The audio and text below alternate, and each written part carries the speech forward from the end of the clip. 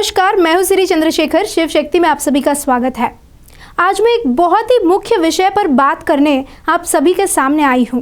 मैंने इस वीडियो का नाम रखा है एनकाउंटरिंग मिशनरीज। तो इस विषय को मैं 2 विभागों में आपको बताऊंगी। पहला विभाग है हिंदुओं के लिए, वो है सनातन धर्म के सिद्धांत और ईसाई मजहब के सिद्धांत। इसके आधार पर हमारा दूसरा विभाग होगा, वो आम ईसाइयों और पादरियों के लिए है, जो कहते हैं कि तुम्हारे देवी देवता या भगवान पापी हैं और हमारा यीशु शुद्ध है। इसके ऊपर मैं डिटेल में विवरण दूंगी। तो आपका पहला प्रश्न ये होगा कि आज मैं यहाँ पर सनातन धर्म के सिद्धांतों को और ईसाई मजहब के सिद्धांतों को बताने क्यों आई, इसकी क्या ज़रूरत। इसका पहला कारण है कई सारे आम हिंदू जो ग्राउंड लेवल पर धर्मांतरण के खिलाफ लड़ रहे हैं या लड़ना चाहते हैं, जिन्हें ईसाई मजहब के बारे में इतना कुछ नहीं पता। तो ये वीडियो ऐसे लोगों को ईसाई मजहब का मुख्य सिद्धांतों के बारे में एक संक्षिप्त विवरण देगा। और दूसरा कारण है कई सारे हिंदू हमसे पूछते हैं कि जब कुछ कमीने हमारे धर्म के बारे में कुछ गलत बोलेंगे या उसके ऊपर कोई लघु चित्र बनाएंगे तो हम उन्हें जवाब कैसे दें। मैं पहले ही बता दूं, ये आज की बात नहीं है, सदियों से कुछ कमीने यही कर रहे हैं। तो ऐसे कई सारे प्रश्नों का जवाब है ये वीडियो, तो उसे अंत तक देखें। तो मेरे हिंदू भाई और बहनों, सबसे पहले आप इनको जवाब देने की कोई ज़रूरत नहीं है या किसी भी चीज़ पर स्पष्टता देने की ज़रूरत नहीं है। आप इस बात को ठान लें, क्योंकि आप अपने आस्था को या विश्वास को ले जाकर किसी और पर नहीं थोप रहे हैं।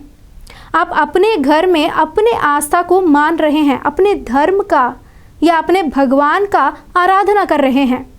तो इस पर किसी को भी स्पष्टता देने की ज़रूरत नहीं है। वही हम दूसरे मज़हब के लोगों से उनके किताबों को प्रश्न इसीलिए कर रहे हैं क्योंकि वे हमारे पास आकर अपना विश्वास हम पर थोप रहे हैं। उदाहरण के लिए, अगर आप किसी वस्तु को अपने घर में रखें तो किसी को उसके ऊपर स्पष्टता देने की ज़रूरत नहीं कि अच्छा है या बुरा है। अगर वही आप उस वस्तु को किसी और को बेचने की कोशिश कर रहे हैं, तब उस वस्तु को खरीदने वाले को आपको समाधान देना पड़ेगा। ईसाई और ईसाई पादरी हमारे पास आकर हमारे धर्म को, हमारे विश्वास को गलत कहकर उनका विश्वास हम पर थोपने की कोशिश कर रहे हैं। तो हम इसीलिए उनके ग्रंथ के ऊपर, उनके ग्रंथ के आधार पर उनसे सवाल कर रहे हैं। फिर भी आपको बस ये बात जानने के लिए बता रही हूँ, ना ही किसी को स्पष्टता देने के लिए।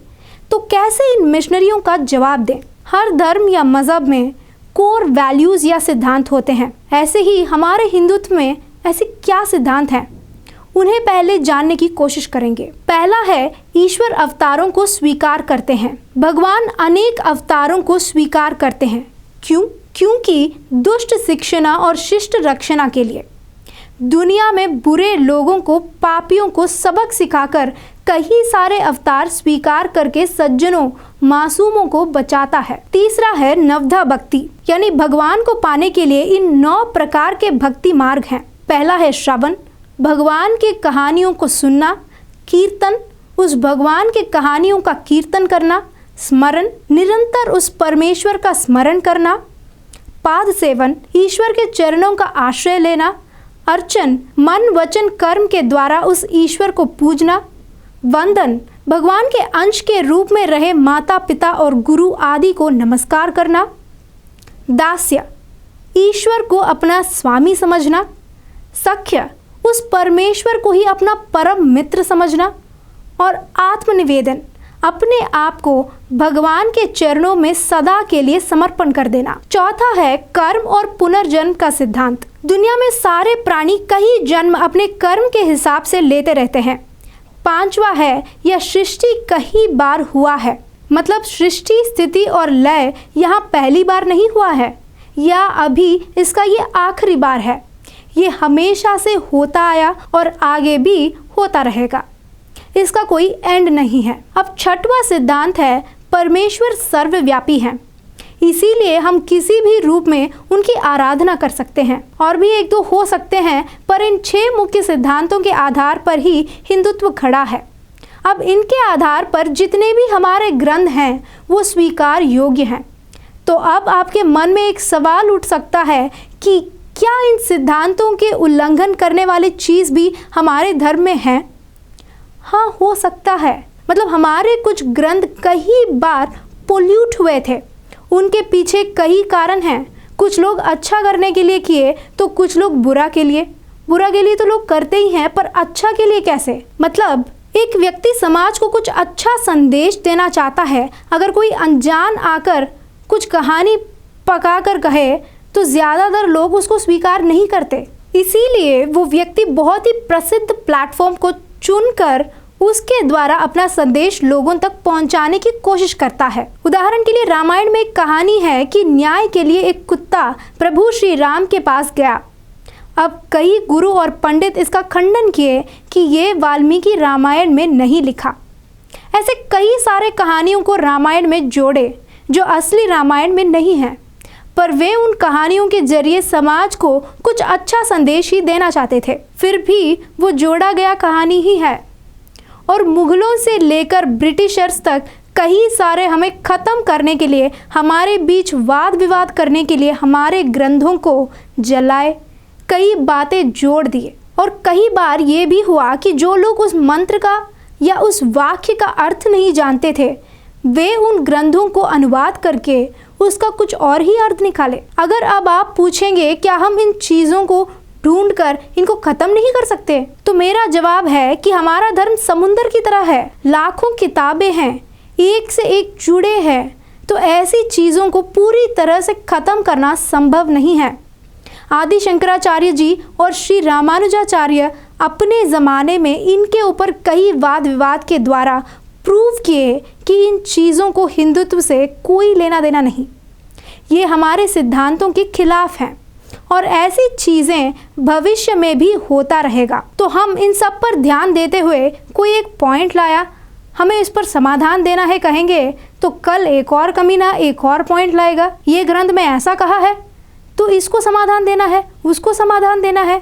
ऐसे ही समाधान देते देते हमारा जिंदगी खत्म हो जाएगा। इसीलिए हम सभी सनातनियों को हमारे धर्म पर एक स्पष्टता होनी चाहिए, हमारे सिद्धांतों पर एक स्पष्टता होनी चाहिए। जो कुछ भी इन सिद्धांतों के खिलाफ हैं उन्हें हम स्वीकार नहीं कर सकते। उदाहरण के लिए हिंदुत्व कहता है भगवान लोक कल्याण के लिए ही अवतार स्वीकार करते हैं। अगर कोई आकर यह कहेगा कि देखो यहाँ भगवान अपने आप के लिए स्वार्थी होकर किसी पर घृणा के साथ अवतार स्वीकार किया है, तो वो गलत है, वो हमारे सिद्धांत के खिलाफ है। बस बात यही ख़त्म। अब जैसे कई कमीने आकर हमें कहते हैं कि देखो ये आपके ग्रंथ में ऐसा लिखा है, वो गलत है, ये गलत है, उनको आप पूरा दृढ़ता के साथ चैलेंज कर सकते हैं कि आप कुछ भी करें, तुम हिंदुत्व के इन सिद्धांतों का कुछ नहीं उखाड़ पाओगे। चैलेंज है कि तुम जिंदगी में जितना भी कोशिश करो इन सिद्धांतों को गलत या विसंगत साबित नहीं कर पाओगे।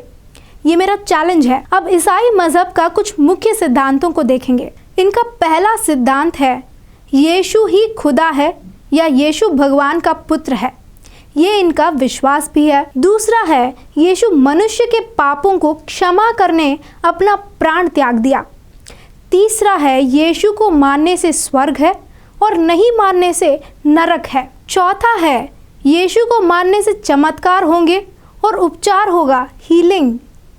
पांचवा है यीशु का सेकंड कमिंग।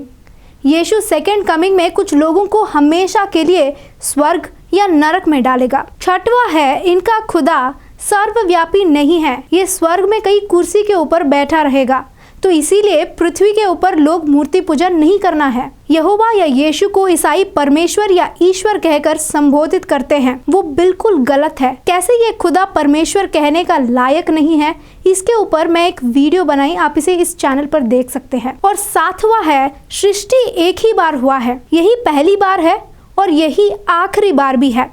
ये है इनके सिद्धांत जिन पर ईसाई मजहब खड़ा होता है। अब मैं एक एक का विवरण दूंगी। यीशु ही खुदा है या भगवान का पुत्र है, ये एक फॉल्स थियरी है। जो भी बाइबल को पढ़ें वे ये बात को अच्छे से जानते हैं। मैंने अपने कई सारे वीडियोस में भी इस बात पर चर्चा की। और अभी भी अगर कोई यीशु को भगवान है या भगवान का बेटा है इस विषय पर सवाल करें तो आज भी बाइबल के आधार पर इस बात को गलत साबित करने के लिए मैं तैयार हूँ। तो पहला सिद्धांत गया। अब बारी यीशु मनुष्यों के पापों को माफ करने अपना प्राण त्याग दिया। इससे भी हम बाइबल के आधार पर गलत साबित कर सकते हैं। पता नहीं कितने ये बात को जानते हैं, पर बाइबल में कहीं पर भी यीशु ये नहीं कहा कि मैं आपके पापों को क्षमा करने मर रहा हूँ। उनको क्रूस पर लटकाने के पीछे राजनीति है और यहूदी मजहब के विरुद्ध कुछ बातें प्रचार करने की वजह से यीशु को मारे। आने वाले दिनों में क्रिस्लाम सीरीज में इस बात पर भी एक वीडियो बनाऊंगी। तो ये सिद्धांत भी गलत है, फेक। अब तीसरा सिद्धांत है यीशु को मानने से स्वर्ग और नहीं मानने से नरक। पोप फ्रांसिस ने एक छोटे बच्चे का प्रश्न का जवाब देते वक्त कहा कि चाहे आपके पापा एथीस्ट क्यों ना हो, वो स्वर्ग ही जाएगा। मतलब हमारा बाइबल गलत है, ऐसे खुद पोप फ्रांसिस ने ही कह दिया। तो ये सिद्धांत भी गया। यीशु को मानने से चमत्कार होगा, हीलिंग होगी, ये भी प्रचार में है। अब इसका जवाब आप खुद सुने। Christian doesn't believe in miracles. करामात और चमत्कार की बात भी चमत्कार नहीं होते हैं। देखा, यीशु का नाम लेकर गूंगा को आवाज देना, कैंसर को खत्म करना, ये सब गलत है, फॉल्स है कहकर खुद पादरी ही मान रहे हैं। मतलब ये थियोरी भी गया। अब बारी यीशु का सेकेंड कमिंग। ये सबसे बड़ा झूठ है। उस सेकेंड कमिंग का एक्सपायरी डेट हो गया है। ये हम बाइबल के आधार पर साबित कर सकते हैं। समय आने पर इस बात पर भी विद प्रूफ मैं वीडियो बनाऊंगी। यीशु का सेकेंड कमिंग ऑलरेडी एक्सपायर हो चुका है। अगर कोई पादरी इस पर चर्चा करना चाहता है तो ज़रूर आए। ये भी फेक है। अब मूर्ति पूजा नहीं करना, इस पर दुनिया में बहुत ज़्यादा रक्तपात हुआ था और हो रहा है। गैर विश्वासियों के प्रति ईसाइयों के अंदर नफरत फैला रहे हैं ये मिशनरियाँ और ये किताब। अब हम मूर्ति पूजा करने से इनके खुदा को दिक्कत क्यों हो रही है? काहे कांप रहे हैं? दर्द क्यों हो रहा है? हम अपने मर्जी से हमारे भगवान का आराधना करेंगे, ये गलत है, ऐसा नहीं करना है कहने के लिए ये कौन है?